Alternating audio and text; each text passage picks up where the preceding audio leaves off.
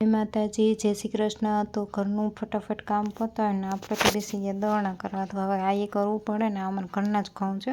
પછી finally cutter આવી ગયું, રાહ જોઈ જઈને થાક્યા હતા। આજ કટર આવી ગયું એટલે આપણે પહોંચી ગયા વાડીએ। આપણને તો બેસવાનું જ હોય, કામ તો કાંઈ કરવાનું ના હોય, એટલે હરખ પદુડે આપણે વાડીએ આવી ગયા।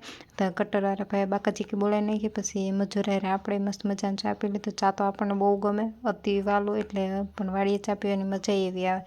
પછી આ બધા નિરીક્ષણ કરતા હતા કે કટર હરખું હાલે છે કે નહીં, એ બધું કરવું તો પડે ને, સ્વામીને હક તો થાય જ નહીં।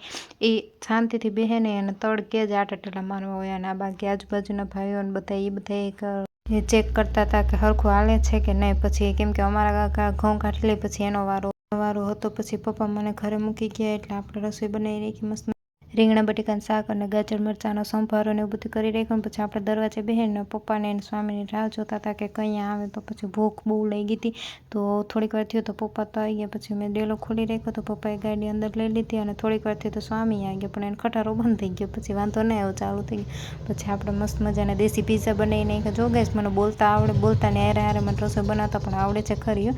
પછી બેસી ગયા જમવા, તારક મહેતાનું ચાલુ કરીને અને પછી અમારે બપોર પછી પાછું વાડીએ જવાનું હતું। હવે ઘઉં નીકળી તો ગયા, પણ એના પ્રોટેક્શન માટે કાંઈક તો કરવું તો પડશે ને, એટલે અમારે ઝટકો મારવાનો હતો। એટલે પપ્પા અને મમ્મી ને બધા એ કરતા હતા ને આપણે મસ્ત ઓલી લાકડી લઈને ઊભા હતા, આપણે કંઈ કામમાં તો આવીએ નહીં।